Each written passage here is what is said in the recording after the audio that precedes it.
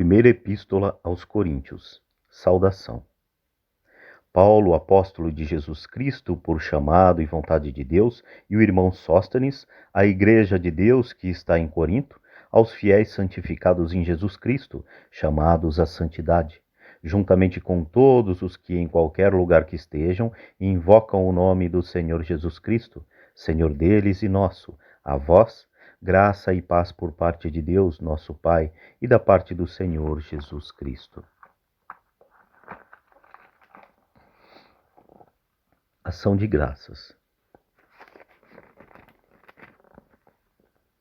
Não cesso de agradecer a Deus por vós, pela graça divina que vos foi dada em Jesus Cristo. Neles fostes ricamente contemplados com todos os dons, com os da palavra e os da ciência.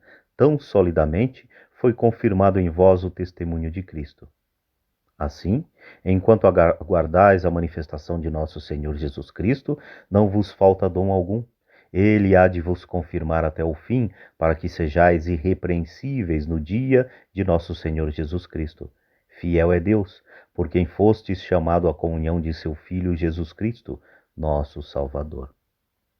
Divisões na comunidade. Dissensão a respeito dos pregadores. Rogo-vos, irmãos, em nome de nosso Senhor Jesus Cristo, que todos estejais em pleno acordo e que não haja entre vós divisões. Vivei em boa harmonia, no mesmo espírito e no mesmo sentimento. Pois acerca de vós, irmãos meus, fui informado pelos que são da casa de Cloé, que há contendas entre vós. Refiro-me ao fato de entre vós se usar esta linguagem. Eu sou discípulo de Paulo, eu de Apolo, eu de Cefas, eu de Cristo. Então, estaria Cristo dividido? É Paulo quem foi crucificado por vós? É em nome de Paulo que fostes batizados? Graças a Deus não batizei nenhum de vós, à exceção de Crispo e Gaio. Assim, ninguém poderá dizer que fostes batizados em meu nome. Aliás, batizei também a família de Estefanas. Além destes, não me consta ter batizado ninguém mais. Sabedoria do mundo e loucura da cruz. Cristo não me enviou para batizar, mas para pregar o Evangelho, e isso sem recorrer à habilidade da arte oratória, para que não se desvirtue a cruz de Cristo. A linguagem da cruz é loucura para os que se perdem, mas para os que foram salvos, para nós, é uma força divina. Está escrito: destruirei a sabedoria dos sábios e anularei a prudência dos prudentes. Isaías 29:14. Onde está o sábio? Onde o erudito? Onde o argumentador deste mundo? Acaso não declarou Deus por loucura a sabedoria deste mundo? Já que o mundo, com sua sabedoria, não reconheceu a Deus na sabedoria divina, aprove a Deus salvar os que creem pela loucura de sua mensagem. Os judeus pedem milagres, os gregos reclamam a sabedoria, mas nós pregamos Cristo crucificado. Escândalo para os judeus e loucura para os pagãos, mas para os eleitos, quer judeus, quer gregos, força de Deus e sabedoria de Deus. Pois a loucura de Deus é mais sábia do que os homens, e a fraqueza de Deus é mais forte do que os homens. Vede, irmãos, o vosso grupo de eleitos não há entre vós muitos sábios, humanamente falando, nem muitos poderosos, nem muitos nobres. O que é estulto no mundo, Deus o escolheu para confundir os sábios, e o que é fraco no mundo, Deus o escolheu para confundir os fortes. E o que é vil e desprezível no mundo, Deus o escolheu, como também aquelas coisas que nada são, para destruir os que são. Assim, nenhuma criatura se vangloriará diante de Deus.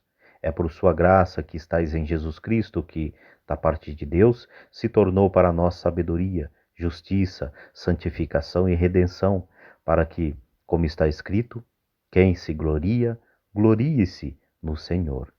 Jeremias 9:23. Simplicidade da pregação do apóstolo. Também eu, quando fui ter convosco, irmãos, não fui com o prestígio da eloquência nem da sabedoria anunciar-vos o testemunho de Deus. Julguei não dever saber coisa alguma entre vós, senão Jesus Cristo, e Jesus Cristo crucificado. Eu me apresentei em vosso meio num estado de fraqueza, de desassossego e de temor. A minha palavra e a minha pregação longe estavam da eloquência persuasiva da sabedoria. Eram antes uma demonstração do Espírito e do poder divino, para que vossa fé não se baseasse na sabedoria dos homens, mas no poder de Deus. Sabedoria evangélica revelada pelo Espírito. Entretanto, o que pregamos entre os perfeitos é uma sabedoria, porém, não a sabedoria deste mundo, nem a dos grandes deste mundo, que são, aos olhos daquela, desqualificados. Pregamos a sabedoria de Deus misteriosa e secreta, que Deus predeterminou antes de existir o tempo, para a nossa glória. Sabedoria que nenhuma autoridade deste mundo conheceu, pois se a houvessem conhecido, não teriam crucificado o Senhor da glória. É como está escrito: coisas que os olhos não viram, nem os ouvidos ouviram, nem o coração humano imaginou. Isaías 64:14. Tais são os bens que Deus tem preparado para aqueles que o amam. Todavia, Deus nos-las revelou pelo seu Espírito, porque o Espírito penetra tudo, mesmo as profundezas de Deus. Pois quem conhece as coisas que há no homem, senão o Espírito do homem que nele reside? Assim também as coisas de Deus ninguém as conhece, senão o Espírito de Deus. Ora, nós não recebemos o Espírito do mundo, mas sim o Espírito que vem de Deus, que nos dá a conhecer as graças de Deus, que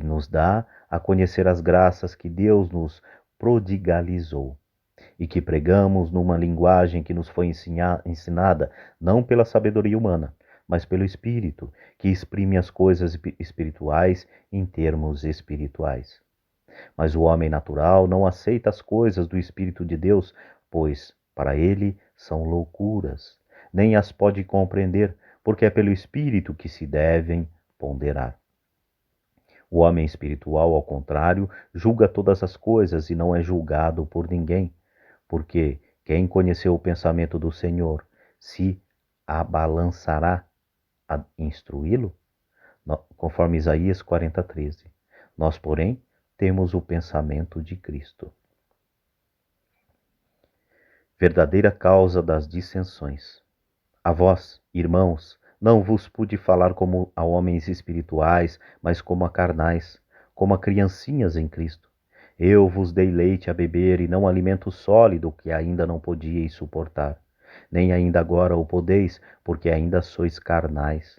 Com efeito, enquanto houver entre vós ciúmes e contendas, não será porque sois carnais e procedeis de um modo totalmente humano?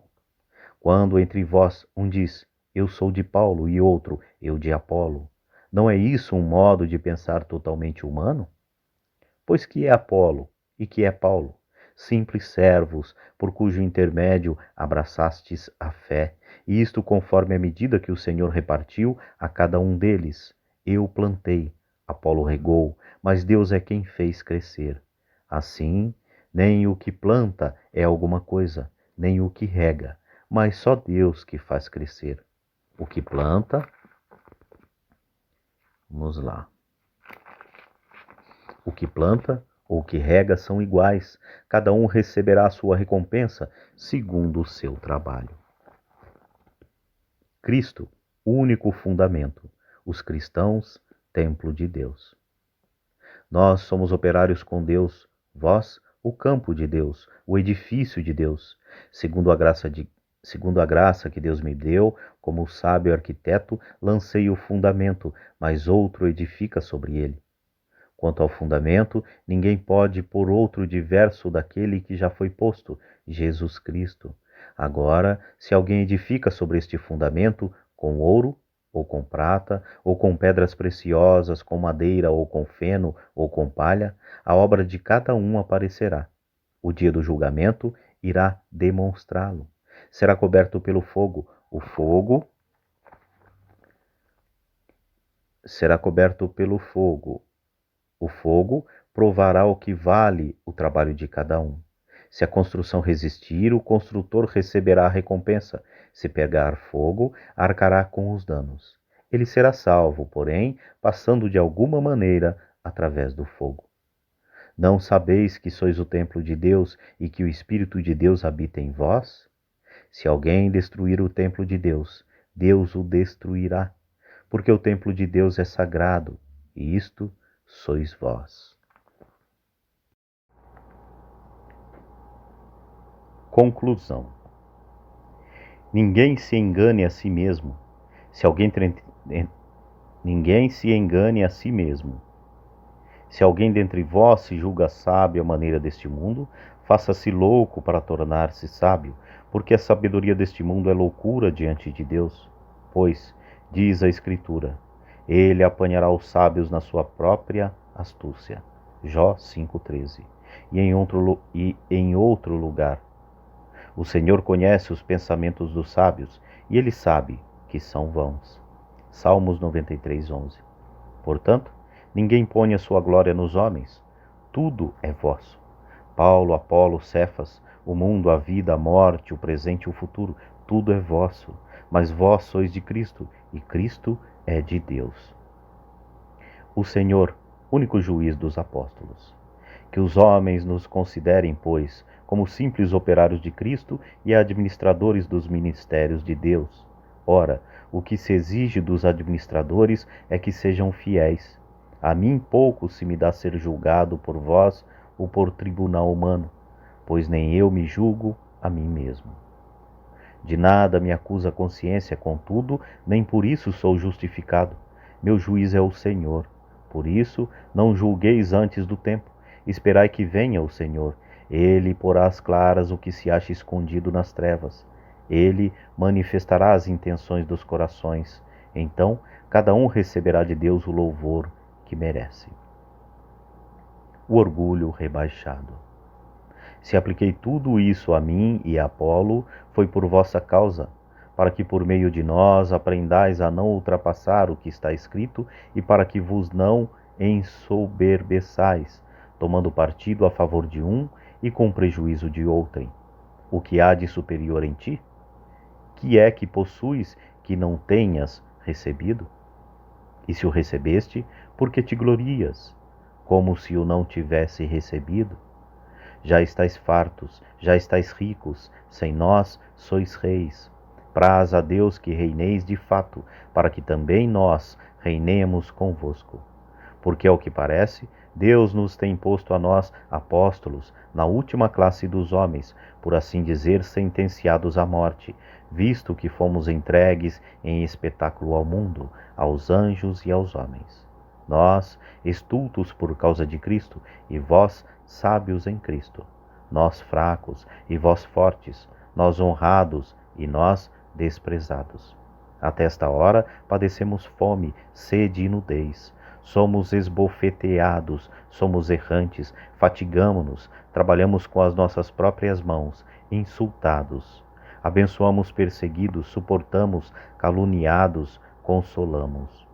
Chegamos a ser como que o lixo do mundo, a escória de todos até agora. Severa exortação. Não vos escrevo estas coisas para vos envergonhar, mas admoesto-vos como meus filhos muito amados. Com efeito, ainda que tivesseis 10.000 mestres em Cristo, não tendes muitos pais. Ora, fui eu que vos gerei em Cristo Jesus pelo Evangelho. Por isso vos conjuro que sejais meus imitadores. Para isso é que vos enviei Timóteo, meu filho muito amado e fiel no Senhor. Ele vos recordará as minhas normas de conduta, tais como as ensino por toda parte, em todas as igrejas. Alguns, presumindo que eu não mais iria ter convosco, encheram-se de orgulho. Mas brevemente irei ter convosco, se Deus quiser, e tomarei conhecimento não do que esses orgulhosos falam, mas do que são capazes. Porque o reino de Deus não consiste em palavras, mas em atos. Que preferes? Que eu vá visitá-los com a vara ou com caridade e espírito de mansidão? Escândalos na comunidade. Um caso de imortalidade. Ouve-se dizer constantemente que se comete em vosso meio a luxúria, e uma luxúria tão grave que não se costuma encontrar nem mesmo entre os pagãos. Há entre vós quem vive com a mulher de seu pai. E continuais cheios de orgulho, em vez de manifestardes tristeza, para que seja tirado dentre vós o que cometeu tal ação. Pois eu, em verdade, ainda que distante corporalmente, mas presente em espírito, já julguei, como se estivesse presente, aquele que assim se comportou.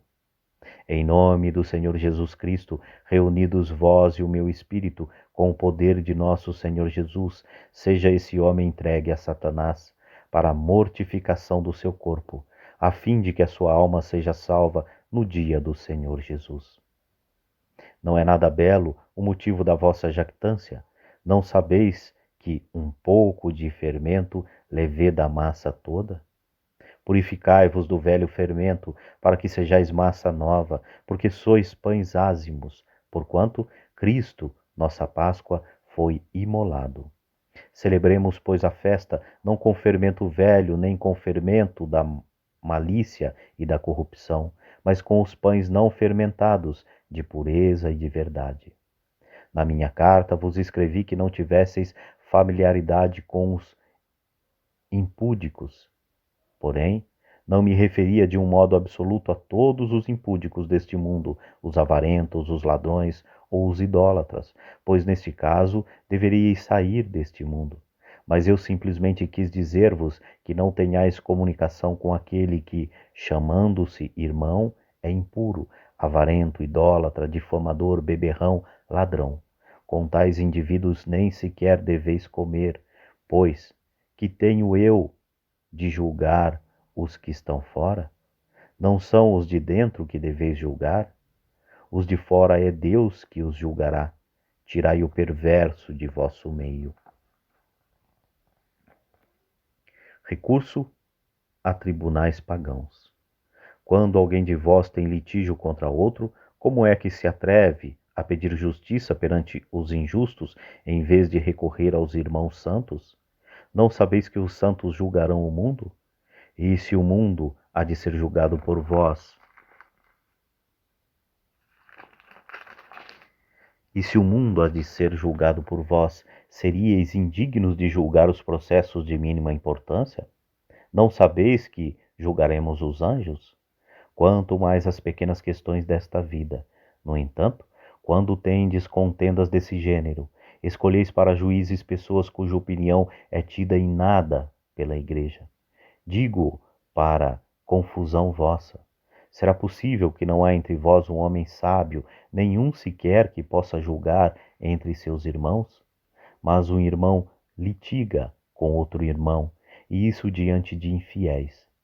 Na verdade, já é um mal para vós o fato de terdes processos um contra os outros. Por que não preferes sofrer injustiça? Por que não preferes ser espoliados? Não, vós é que fazeis injustiça, vós é que espoliais, e isso entre irmãos. Acaso não sabeis que os injustos não hão de possuir o reino de Deus? Não vos enganeis, nem os impuros, nem os idólatras, nem os adúlteros, nem os efeminados, nem os devassos, nem os ladrões, nem os avarentos, nem os bêbados, nem os difamadores, nem os assaltantes hão de possuir o reino de Deus. Ao menos alguns de vós têm sido isso, mas fostes lavados, mas fostes santificados, mas fostes justificados em nome do Senhor Jesus Cristo e pelo Espírito de nosso Deus. Gravidade da impureza. Tudo me é permitido, mas nem tudo convém. Tudo me é permitido, mas eu não me deixarei dominar por coisa alguma. Os alimentos são para o estômago e o estômago para os alimentos. Deus destruirá tanto aqueles como este. O corpo, porém, não é para a impureza, mas para o Senhor, e o Senhor para o corpo. Deus que ressuscitou o Senhor também nos ressuscitará a nós pelo seu poder. Não sabeis que vossos corpos são membros de Cristo? Tomarei então os membros de Cristo e os fareis membro de uma prostituta? De modo algum. Ou não sabeis que o que ajunta uma prostituta se torna um só corpo com ela? Está escrito: os dois serão uma só carne. Gênesis 2:24. Pelo contrário, quem se une ao Senhor torna-se com ele um só espírito. Fugir da fornicação. Qualquer outro pecado que o homem comete é fora do corpo, mas o impuro peca contra o seu próprio corpo. Ou não sabeis que vosso corpo é o templo do Espírito Santo que habita em vós, o qual recebestes de Deus, e por que isso mesmo já não pertenceis? Porque fostes comprados por um grande preço. Glorificai, pois, a Deus no vosso corpo.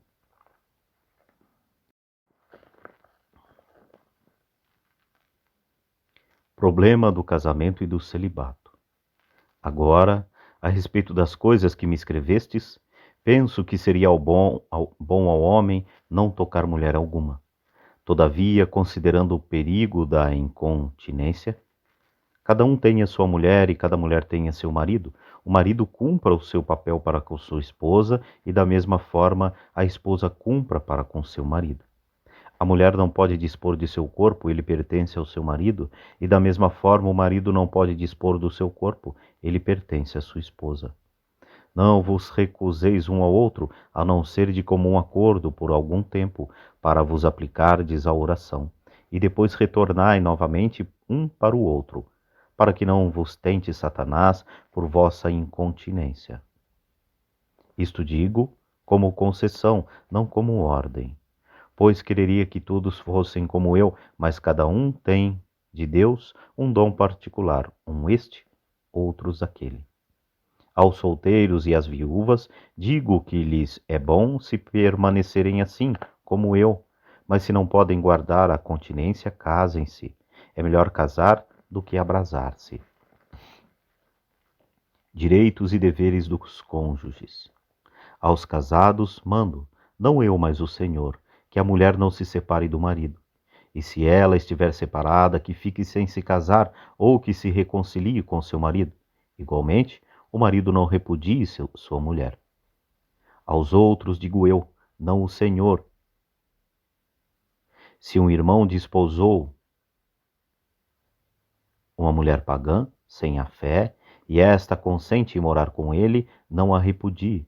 Se uma mulher desposou um marido pagão e este consente em coabitar com ela, não repudie o marido, porque o marido não tem a fé e é santificado por sua mulher, assim como a mulher não tem a fé e é santificada pelo marido que recebeu a fé. Do contrário, os vossos filhos serão impuros, quando, na realidade, são santos. Mas se o pagão quer separar-se, que separe. Em tal caso, nem o irmão nem a irmã estão ligados. Deus vos chamou a viver em paz. Aliás, como sabes tu, ó mulher, se salvarás o teu marido? Ou como sabes tu, ó marido, se salvarás tua mulher? Cada um no estado em que Deus o chamou. Quanto ao mais, que cada um viva na condição na qual o Senhor o colocou ou em que o Senhor o chamou. É o que recomendo a todas as igrejas. O que era circunciso, quando foi chamado à fé, não dissimule sua circuncisão. Quem era incircunciso, não se faça circuncidar. A circuncisão de nada vale, e a incircuncisão de nada vale. O que importa é a observância dos mandamentos de Deus. Cada um permaneça na profissão em que foi chamado por Deus. Eras escravo quando Deus te chamou? Não te preocupes disto, mesmo que possas tornar-te livre.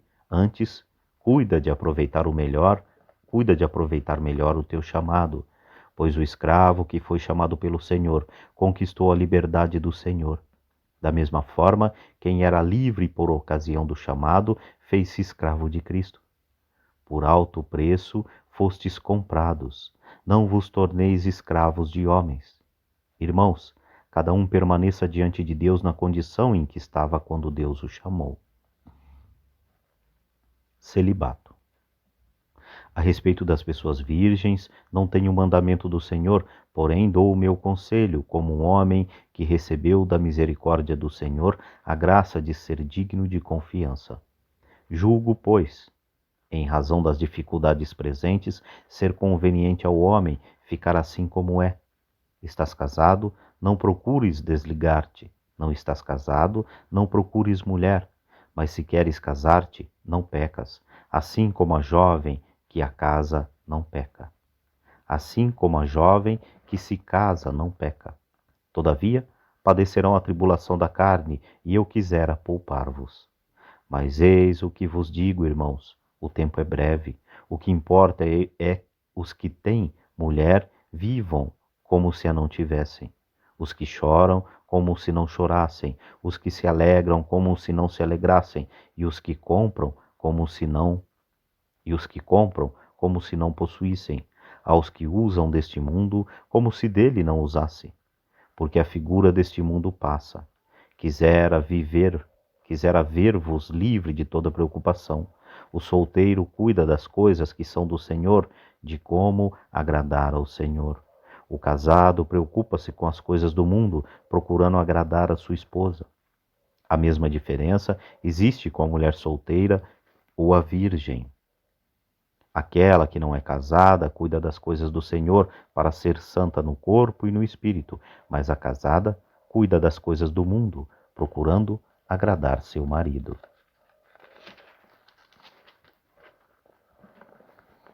Digo isto para vosso proveito, não para vos estender um laço, mas para vos ensinar o que melhor convém, o que vos poderá unir ao Senhor sem partilha. Se alguém julga que é inconveniente para sua filha ultrapassar a idade de casar-se e que é seu dever casá-la, faça-o como quiser. Não há falta alguma em fazê-la casar-se. Mas aquele que sem nenhum constrangimento e com perfeita liberdade de escolha tiver tomado no seu coração a decisão de guardar a sua filha virgem, procede bem. Em suma, aquele que casa sua filha faz bem, e aquele que não a casa faz ainda melhor. A mulher está ligada ao marido enquanto ele viver, mas se morrer o marido, ela ficará livre e poderá casar-se com quem quiser, contanto que seja no Senhor. Contudo, na minha opinião, ela será mais feliz se permanecer como está, e creio que também eu tenho o Espírito de Deus. A questão das carnes oferecidas aos ídolos. Quanto às carnes oferecidas aos ídolos, somos esclarecidos, possuímos todos a ciência. Porém, a ciência incha, a caridade constrói. Se alguém pensa que sabe alguma coisa, ainda não conhece nada como convém conhecer. Mas se alguém ama a Deus, esse é conhecido por ele. Ponto de vista teólogo. Assim, pois, quanto ao comer das carnes imoladas aos ídolos, sabemos que não existem realmente ídolos no mundo e que não há outro Deus, senão um só. Pretende-se, é verdade, que existam outros deuses, quer no céu, quer na terra, e há um bom número desses deuses e senhores. Mas para nós há um só Deus, o Pai, do qual procedem todas as coisas e para o qual existimos, e um só Senhor, Jesus Cristo, por quem todas as coisas existem e nós também. Ponto de vista da caridade. Todavia, nem todos têm esse conhecimento.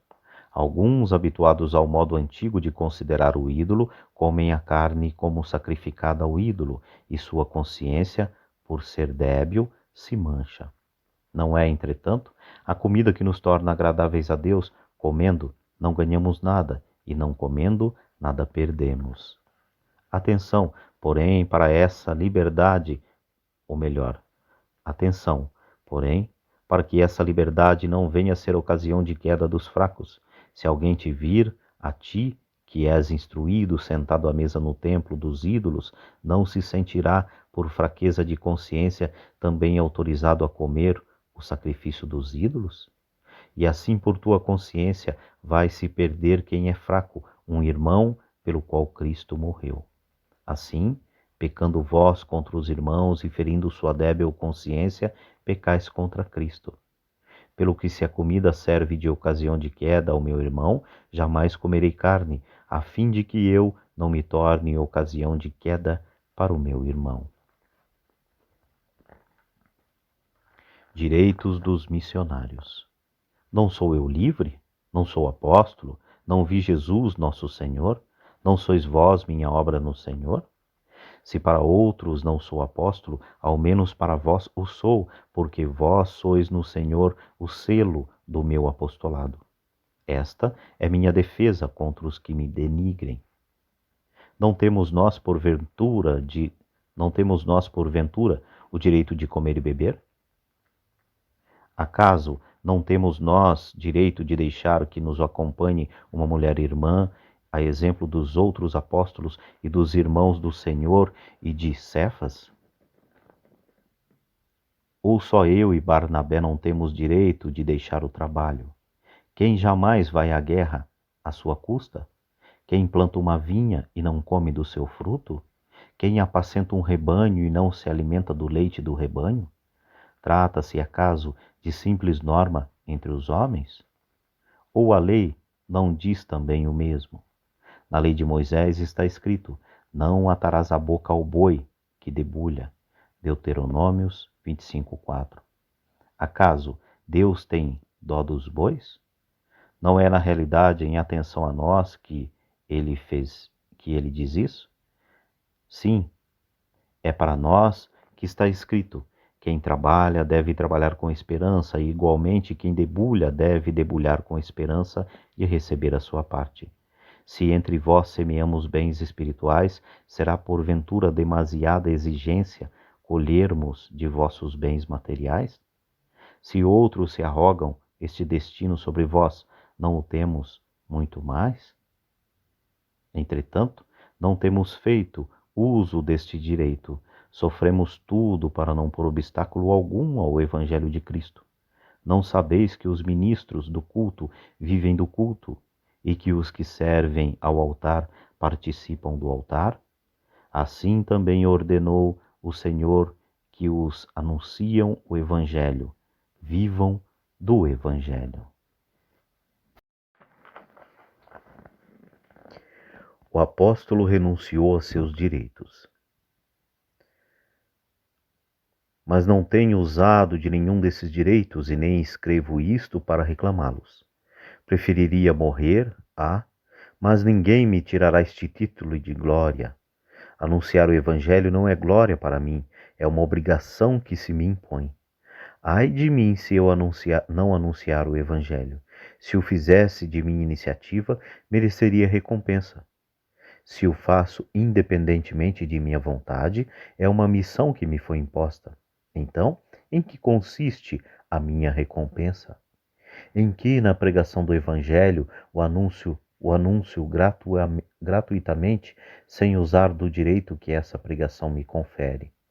Embora livre de sujeição de qualquer pessoa, eu me fiz servo de todos para ganhar o maior número possível. Para os judeus, fiz-me judeu, a fim de ganhar os judeus. Para os que estão debaixo da lei, fiz-me como se eu estivesse debaixo da lei, embora não esteja, a fim de ganhar aqueles que estão debaixo da lei. Para os que não têm lei, fiz-me como se eu não tivesse lei, ainda que eu não esteja isento da lei de Deus, porquanto estou sob a lei de Cristo, a fim de ganhar os que não têm lei. Fiz-me fraco com os fracos, a fim de ganhar os fracos. Fiz-me tudo para todos, a fim de salvar a todos. E tudo isso faço por causa do Evangelho, para dele me fazer participante. Nas corridas de um estádio, todos correm, mas bem sabeis que um só recebe o prêmio. Correi, pois, de tal maneira que o consigais. Todos os atletas se impõem a si muitas privações e o fazem para alcançar uma coroa corruptível. Nós o fazemos por uma coroa incorruptível. Assim eu corro, mas não sem rumo certo. Dou golpes, mas não no ar. Ao contrário, castigo o meu corpo e o mantenho em servidão, de medo de vir eu mesmo a ser excluído depois de eu ter pregado aos outros. Exemplo dos castigos de Israel. Não quero que ignoreis, irmãos, que os nossos pais estiveram todos debaixo da nuvem e que todos atravessaram o mar. Todos foram batizados em Moisés, na nuvem e no mar. Todos comeram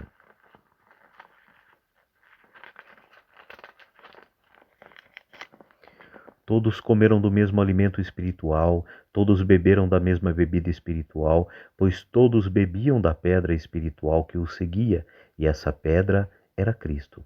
Não obstante, a maioria deles desgostou a Deus, pois seus cadáveres cobriram o deserto. Essas coisas aconteceram para nos servir de exemplo, a fim de não cobiçarmos coisas más, mas eles as cobiçam. Nem vos torneis idólatras, como alguns deles, conforme está escrito. O povo sentou-se para comer e para beber, e depois levantou-se para se divertir. Êxodo 32:6.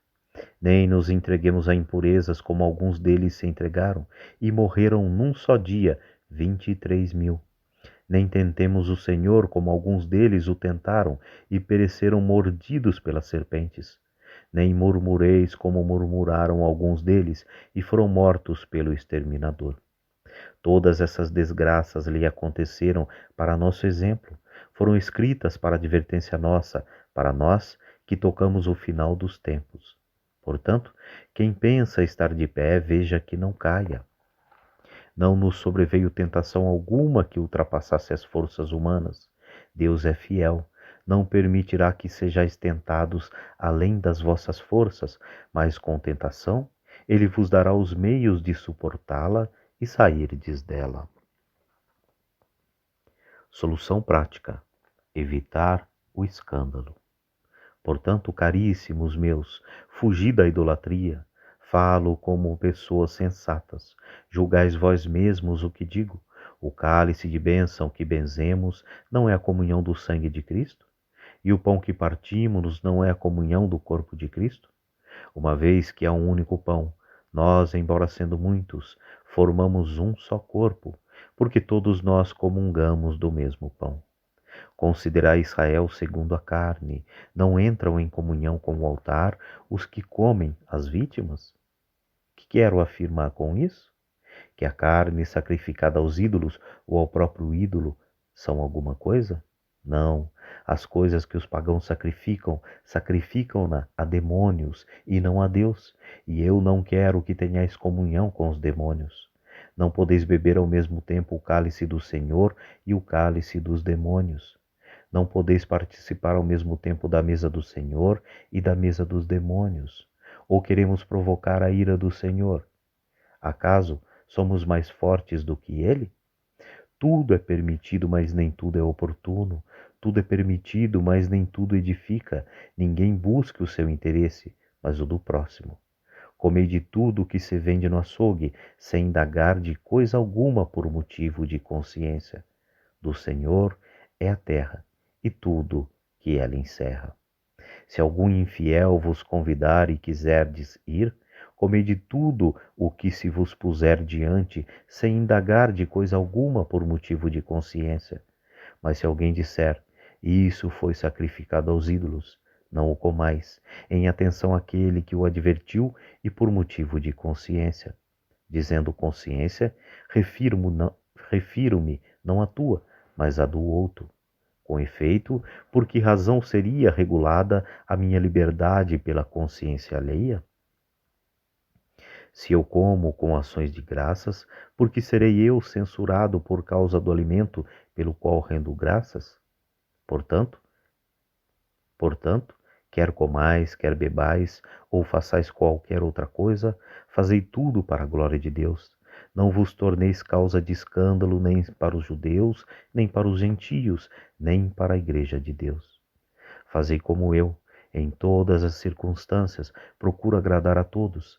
Não busco os meus interesses próprios, mas os interesses dos outros, para que todos sejam salvos. Tornai-vos os meus imitadores, como eu sou de Cristo. Traje das mulheres na igreja. Eu vos felicito, porque em tudo vos lembrais de mim e guardais as minhas instruções, tais como eu vos-las transmiti. Mas quero que saibais que o Senhor de todo homem é Cristo, Senhor da mulher é o homem, Senhor de Cristo é Deus. Todo homem que ora ou profetiza com a cabeça coberta falta ao respeito ao seu Senhor. E toda mulher que ora ou profetiza, não tendo a cabeça coberta, falta ao respeito ao seu Senhor, porque é como se tivesse rapada. Se uma mulher não se cobre com um véu, então corte o cabelo dela. Ora, se é vergonhoso para a mulher ter os cabelos cortados ou a cabeça rapada, então que se cubra com um véu. Quanto ao homem, não deve cobrir sua cabeça, porque é a imagem e esplendor de Deus. A mulher é o reflexo do homem. Com efeito, o homem não foi tirado da mulher, mas a mulher do homem. Nem foi o homem criado pela mulher, mas sim a mulher para o homem. Por isso, a mulher deve trazer o sinal da submissão sobre sua cabeça, por causa dos anjos. Com tudo isso, aos olhos do Senhor, nem o homem existe sem a mulher, nem a mulher sem o homem. Pois a mulher foi tirada do homem, porém, o homem nasce da mulher, e ambos vêm de Deus. Julgai vós mesmos, é decente que uma mulher reze a Deus sem estar coberta com o véu? A própria natureza não vos ensina que é uma desonra para o homem usar cabelo comprido? Ao passo que é glória para a mulher uma longa cabeleira, porque lhe foi dada como um véu. Se, no entanto, alguém quiser testar, nós não temos tal costume, e nem as igrejas de Deus. Celebração da ceia. Fazendo-vos essas advertências, não vos posso louvar a respeito de vossas assembléias, que causam mais prejuízo que proveito. Em primeiro lugar, ouço dizer que, quando se reúne a vossa assembléia, há desarmonias entre vós, e em parte eu acredito. É necessário que entre vós haja partidos para que possam manifestar-se os que são realmente virtuosos. Deste modo, quando vos reunis, já não é para comer a ceia do Senhor, porquanto mal vos pondes à mesa, cada um se apressa a tomar sua própria refeição, e enquanto uns têm fome, outros se fartam. Porventura não tendes casa onde comer e beber? Ou menosprezais a igreja de Deus e quereis envergonhar aqueles que nada têm? Que vos direi? Devo louvar-vos? Não, nisto não vos louvo. Eu recebi do Senhor o que vos transmiti, que o Senhor Jesus, na noite em que foi traído, tomou o pão e, depois de ter dado graças, partiu e disse: Isto é o meu corpo que é entregue por vós. Fazei isto em memória de mim. Do mesmo modo, depois de ter ceado, tomou também o cálice, dizendo: Este cálice é a nova aliança do meu sangue. Todas as vezes que o beberdes, fazei em memória de mim. Assim, todas as vezes que comeis deste pão e bebeis deste cálice, lembrais a morte do Senhor até que venha. Portanto, todo aquele que comer o pão ou beber o cálice do Senhor indignamente será culpável do corpo e do sangue do Senhor. Que cada um se examine a si mesmo.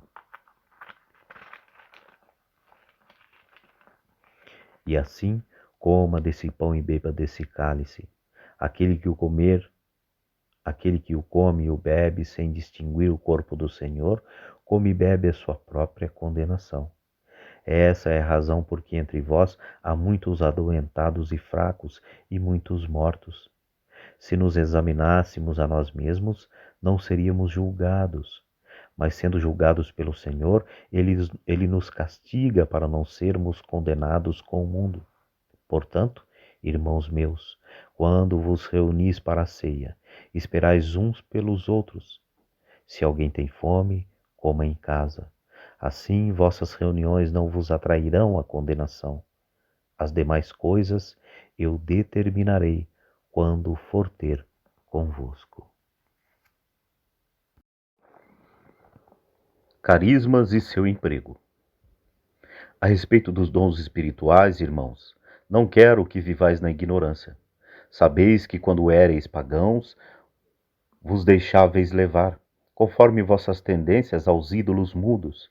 Por isso eu vos declaro, ninguém falando sob a ação divina pode dizer, Jesus seja maldito, e ninguém pode dizer, Jesus é o Senhor, senão sob a ação do Espírito Santo. Diversidade dos carismas. Há diversidade de dons, mas um só Espírito. Os ministérios são diversos, mas um só é o Senhor. Há também diversas operações, mas é o mesmo Deus que opera tudo em todos. A cada um é dada a manifestação do Espírito para proveito comum.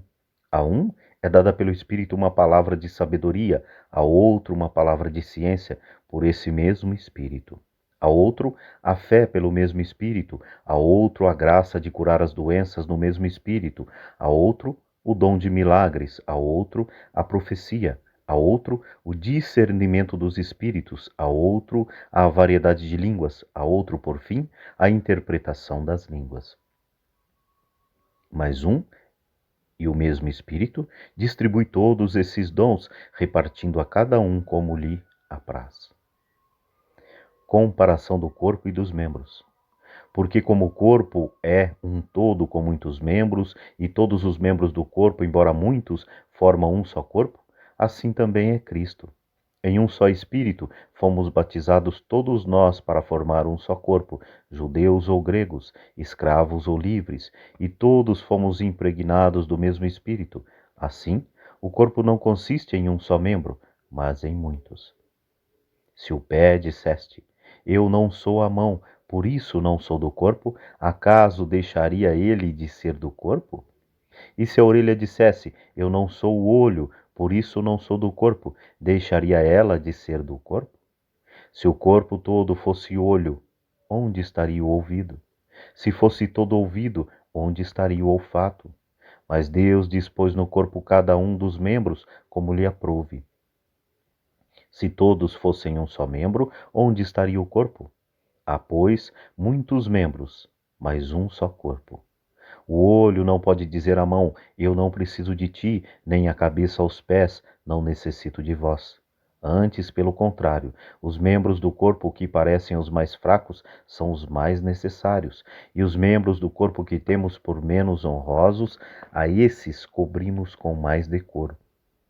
O que em nós são menos decentes, recatamo-los com maior empenho, ao passo que aos membros decentes não reclamam tal cuidado. Deus dispôs o corpo de tal modo que deu maior honra aos membros que não a têm, para que não haja dissensões no corpo e que os membros tenham o mesmo cuidado uns para com os outros. Se um membro sofre, todos os membros padecem com ele, e se um membro é tratado com carinho, todos os outros se congratulam por ele. Ora, vós sois o corpo de Cristo, e cada um de sua parte é um dos seus membros. Na Igreja, Deus constitui primeiramente os apóstolos, em segundo lugar os profetas, em terceiro lugar os doutores. Depois os que têm o dom dos milagres, o dom da cura, de socorrer, de governar, de falar diversas línguas. São todos apóstolos? São todos profetas? São todos doutores? Fazem todos milagres? Têm todos a graça de curar? Falam todos em diversas línguas? Interpretam todos? Não. Excelência da caridade.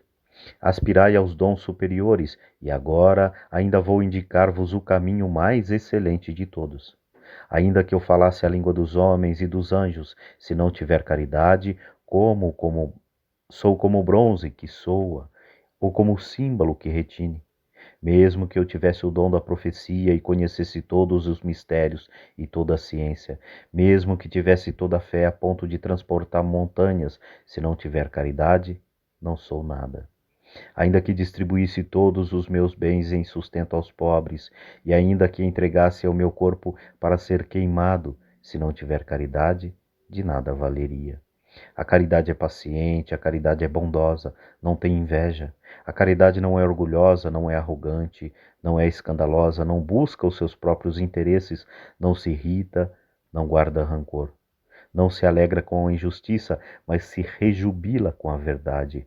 Tudo desculpa, tudo crê, tudo espera, tudo suporta. A caridade jamais acabará. As profecias desaparecerão, o dom das línguas cessará, o dom da ciência findará. A nossa ciência é parcial, a nossa profecia é imperfeita. Quando chegar o que é perfeito, o imperfeito desaparecerá. Quando eu era criança, falava como criança, pensava como criança, raciocinava como criança. Desde que me tornei homem, eliminei as coisas de criança. Hoje vemos como por um espelho, confusamente, mas então veremos a face de Deus.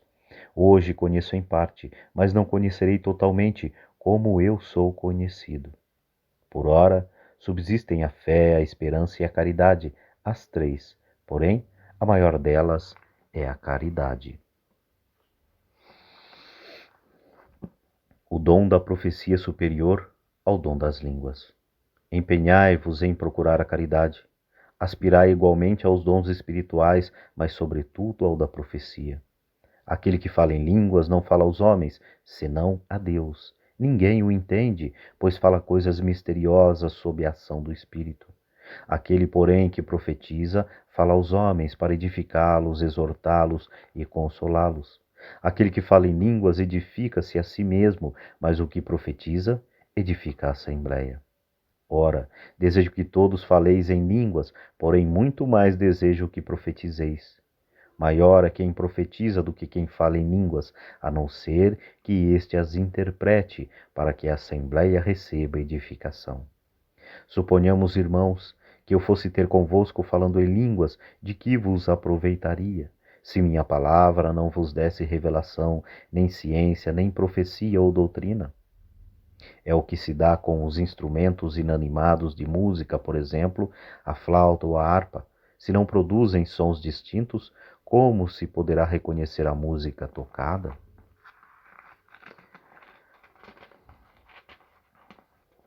Se a trombeta só der sons confusos, quem se preparará para a batalha? Assim também vós. Se vossa língua só profere palavras ininteligíveis, como se compreenderá o que dizeis? Sereis como quem fala ao vento. Há no mundo grande quantidade de línguas e todas são compreensíveis.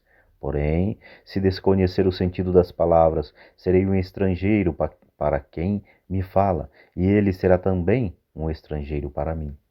Assim, uma vez que aspirais os dons espirituais, procurai tê-los em abundância para a edificação da igreja. Por isso, quem fala em línguas, peça na oração o dom de as interpretar. Se eu oro em virtude do dom das línguas, o meu espírito ora, mas o meu entendimento fica sem fruto. Então, que fazer? Orarei com o espírito, mas orarei também com o entendimento. Cantarei com o espírito, mas cantarei também com o entendimento. De outra forma, só se rendereis graças ao espírito. De outra forma, só se renderes graças com o espírito, como dirá Amém, a tuas ações de graças, aquele que ocupar o lugar do simples? Sem dúvida, as tuas orações de graças podem ser belas, mas o outro não é edificado. Graças a Deus que possuo o dom das línguas superior a todos vós, mas prefiro falar na Assembleia 5 palavras que compreendo, para instruir também aos outros a falar 10.000 palavras em línguas. Irmãos, não sejais crianças quanto ao modo de julgar. Na malícia, sim, sede crianças, mas quanto ao julgamento, sede homens. Na lei está escrito: será por gente de língua estrangeira e por lábios estrangeiros que falarei a este povo, e nem assim me ouvirão, diz o Senhor. Isaías 28:11 e seguintes. Assim, as línguas são sinal, não para os fiéis, mas para os infiéis, enquanto as profecias são um sinal, não para os infiéis, mas para os fiéis. Se sois uma assembleia da igreja inteira, todos falarem. Se sois, pois, em uma assembleia da igreja inteira, todos falarem em línguas, e se entrarem homens simples ou infiéis, não dirão que estáis loucos? Se, porém, todos profetizarem a entrar ali o infiel ou um homem simples, por todos é convencido, por todos é julgado. Os segredos do seu coração tornam-se manifestos. Então, prostrado com a face em terra, adorará a Deus e proclamará que Deus está realmente entre vós. Uso dos dons nas assembleias. Em suma, quer dizer, irmãos? Quando vos reunis, quem dentre vós tem um cântico, um ensinamento, uma revelação, um discurso em línguas, uma interpretação a fazer? que isso se faça de modo a edificar. Se há quem fale em línguas, não falem senão 2 ou 3, quando muito, e cada um por sua vez, e haja alguém que interprete. Se não houver intérprete, fiquem calados na reunião e falem consigo mesmos e com Deus. Quanto aos profetas, falem 2 ou 3, e os outros julguem. Se for feita uma revelação a algum dos assistentes, cale-se o primeiro. Todos, um após o outro, podeis profetizar, para todos aprenderem a serem todos exortados. O espírito dos profetas deve estar-lhes submisso, porquanto Deus não é Deus de confusão, mas de paz. Como em todas as igrejas dos santos, as mulheres estejam caladas nas assembleias, não lhes é permitido falar, mas devem estar submissas, como também ordena a lei. Se querem aprender alguma coisa, perguntem-na em casa aos seus maridos, porque é inconveniente para uma mulher falar na assembleia. Porventura, foi dentre vós que saiu a palavra de Deus? Ou veio ele tão somente para vós? Se alguém se julga profeta ou agraciado com dons espirituais, reconheça que as coisas que vos escrevo são um mandamento do Senhor. Mas se alguém quiser ignorá-lo, que o ignore. Assim, pois, irmãos, aspirai ao dom de profetizar, porém, não impeçais falar em línguas, mas faça-se tudo com dignidade e ordem. Sobre a ressurreição. Eu vos lembro, irmãos, o evangelho que vos preguei e que tendes acolhido, no qual estáis firmes, por ele sereis salvos, se o conservardes como lhe preguei. De outra forma, em vão teríeis abraçado a fé. Certeza da ressurreição de Jesus. Eu vos transmiti primeiramente o que eu mesmo havia recebido, que Cristo morreu por nossos pecados, segundo as Escrituras. Foi sepultado e ressurgiu ao terceiro dia, segundo as Escrituras. Apareceu a Cefas e em seguida aos 12. Depois, apareceu a mais de 500 irmãos de uma vez, dos quais maior parte ainda vive, e alguns já são mortos. Depois, apareceu a Tiago, em seguida a todos os apóstolos. E por último de todos, apareceu também a mim como a um abortivo, porque eu sou o menor dos apóstolos e não sou digno de ser chamado apóstolo, porque persegui a igreja de Deus. Mas pela graça de Deus sou eu o que sou, e a graça que ele me deu não tem sido inútil. Ao contrário, tenho trabalhado mais do que todos eles, não eu, mas a graça de Deus que está comigo.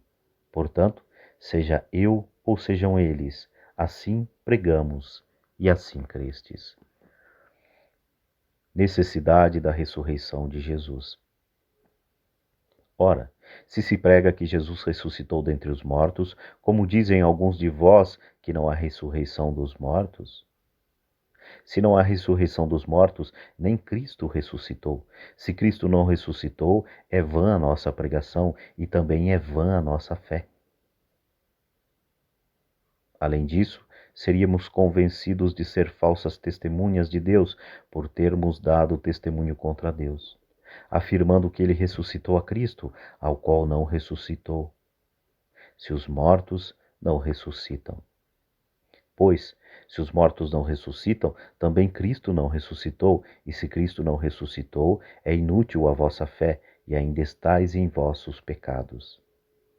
Também estão perdidos os que morreram em Cristo. Se é só para esta vida que temos colocado a nossa esperança em Cristo, somos de todos os homens os mais dignos de lástima. Jesus, penhor da nossa ressurreição. Mas não, Cristo ressuscitou dentre os mortos como primícias dos que morreram. Com efeito, se por um homem veio a morte, por um homem vem a ressurreição dos mortos. Assim como Adão, todos morrem, assim como em Cristo todos reviverão. Cada qual, porém, em sua ordem como primícias, Cristo, em seguida os que forem de Cristo na ocasião de sua vida. Depois virá o fim, quando entregar o reino de Deus ao Pai, depois de ter havido destruído todo o principado, toda potestade e toda a dominação. porque é necessário que ele reine até que ponha todos os inimigos debaixo de seus pés. O último inimigo a derrotar será a morte, porque Deus sujeitou tudo debaixo dos seus pés.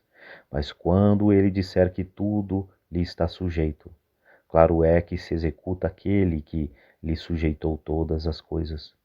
E quando tudo lhe estiver sujeito, então também o próprio Filho renderá homenagem àquele que lhe sujeitou todas as coisas, a fim de que Deus seja tudo em todos.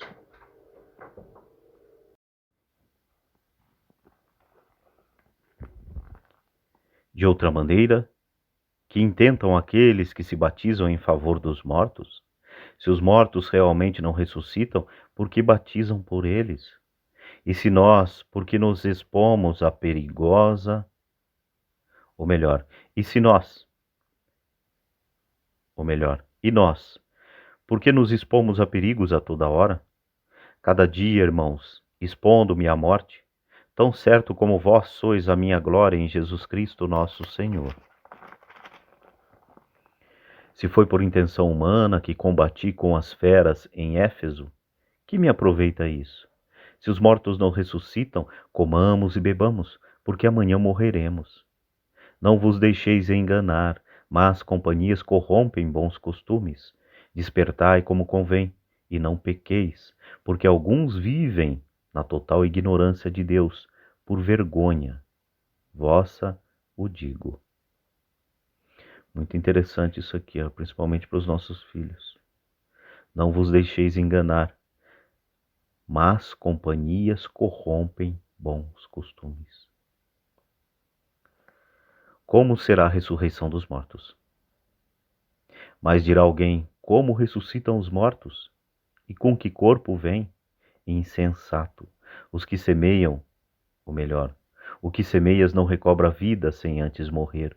E quando semeias, não semeias o corpo da planta, há de nascer, mas o simples grão, como por exemplo do trigo ou de alguma outra planta. Deus, porém, lhe dá o corpo como lhe apraz, e a cada uma das sementes o corpo da planta que lhe é própria. Nem todas as carnes são iguais, uma é dos homens e a outra dos animais. As aves diferem dos peixes. Também há corpos celestes e corpos terrestres, mas o brilho dos celestes difere do brilho dos terrestres. Uma é a claridade do sol, outra a claridade da lua e outra a claridade das estrelas. E ainda uma estrela difere da outra na claridade. Assim também é a ressurreição dos mortos. Semeado na corrupção, o corpo ressuscita incorruptível. Semeado no desprezo, ressuscita glorioso. Semeado na fraqueza, ressuscita vigoroso. Semeado o corpo animal, ressuscita corpo espiritual. Se há um corpo animal, também há um espiritual, como está escrito: o primeiro homem, Adão, foi feito alma vivente. Gênesis 2:7. O segundo Adão é o espírito vivificante, mas não é o espiritual que vem primeiro, e sim o animal. O espiritual vem depois. O primeiro homem tirado da terra é terreno, o segundo veio do céu. Qual o homem terreno? Qual o homem terreno? Tais os homens terrenos. E qual o homem celestial? Tais os homens celestiais. Assim como reproduzimos em nós as feições do homem terreno, precisamos reproduzir as feições do homem celestial. O que afirmo, irmãos, é que nem a carne nem o sangue podem participar do reino de Deus e que a corrupção não participará da incorruptibilidade. Eis que vos revelo um mistério: nem todos morremos, ou melhor, eis que vos revelo um mistério: nem todos morreremos, mas todos seremos transformados num momento, num abrir e fechar de olhos, ao som da última trombeta, porque a trombeta soará. Os mortos ressuscitarão incorruptíveis e nós seremos transformados. É necessário que o corpo corruptível se revista da incorruptibilidade e que o corpo mortal se revista da imortalidade. Quando este corpo corruptível estiver revestido da incorruptibilidade, e quando este corpo mortal estiver revestido da imortalidade, então se cumprirá a palavra da Escritura: a morte foi tragada pela vitória. Isaías 25:8. Onde está, ó morte, a tua vitória? Onde está, ó morte, o teu aguilhão? Osias 13:14. Ora, o aguilhão da morte é o pecado, e a força do pecado é a lei. Graças, porém, sejam dadas a Deus, que nos dá a vitória, por nosso Senhor Jesus Cristo. Por consequência, meus amados irmãos, sede firmes e inabaláveis, aplicando-vos cada vez mais à obra do Senhor. Sabeis que o vosso trabalho no Senhor não é em vão. Questões diversas. Quanto à coleta em benefício dos santos, segui também vós as diretrizes que eu tracei às igrejas da Galácia. No primeiro dia da semana, cada um de vós ponha de parte o que tiver podido poupar, para que não esperem a minha chegada para fazer as coletas. Quando chegar, enviarei com uma carta os que tiverdes escolhido para levar a Jerusalém a vossa oferta. Se valer a pena que eu também vá, irão comigo. Irei ter convosco, depois que tiver passado pela Macedônia, apenas passarei por lá. Talvez fique convosco até passe todo o inverno, para que me leveis aonde eu tenho de ir. Desta vez quero vos ver não somente de passagem, mas espero demorar-me algum tempo convosco, se o Senhor o permitir. Ficarei em Éfeso até Pentecostes. Aí se me abriu uma grande porta à minha atividade, e os adversários aí são muitos. Diversas notícias. Se Timóteo for visitar-vos, vede que esteja sem preocupação entre vós, porque trabalha exatamente como eu na obra do Senhor. Portanto, ninguém o despreze. E preparai-lhe a viagem em paz, para que venha ter comigo, porque eu espero com os irmãos. Quanto ao nosso irmão Apolo, roguei-lhe muito fosse ter convosco com os irmãos, mas de modo algum quis ele ir agora. Contudo, irá ver-vos quando tiver oportunidade. Vigiai, sede firmes na fé, sede homens, sede fortes. Tudo o que fazeis, fazei-o na caridade. Ainda uma recomendação, irmãos. Sabeis que a família de Estéfanas são as grandes primícias da Acaia e se consagram a serviço dos santos. Tratai essas pessoas em consideração, bem como todos aqueles que ajudam e trabalham na mesma obra. Eu me entrego com a vinda de Estéfanas, Fortunato e Acaico, porque eles supriram a vossa ausência e tranquilizaram o meu espírito e o vosso. Tende, pois, consideração a tais homens. Saudações. As igrejas da Ásia vos saúdam, Áquila e Priscila, com a comunidade que se reúne em casa. Enviam-vos muitas saudações. Todos os irmãos vos saúdam. Saudai-vos uns aos outros com ósculo santo. Esta saudação escrevo-a de próprio punho. Paulo. Se alguém não amar o Senhor, seja maldito. Maran-atá. Maran-atá é uma expressão aramaica que significa Nosso Senhor vem. A graça do Senhor Jesus esteja convosco. Eu vos amo a todos vós em Cristo Jesus.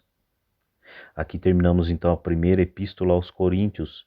Na sequência estaremos começando em outro vídeo a segunda epístola aos Coríntios.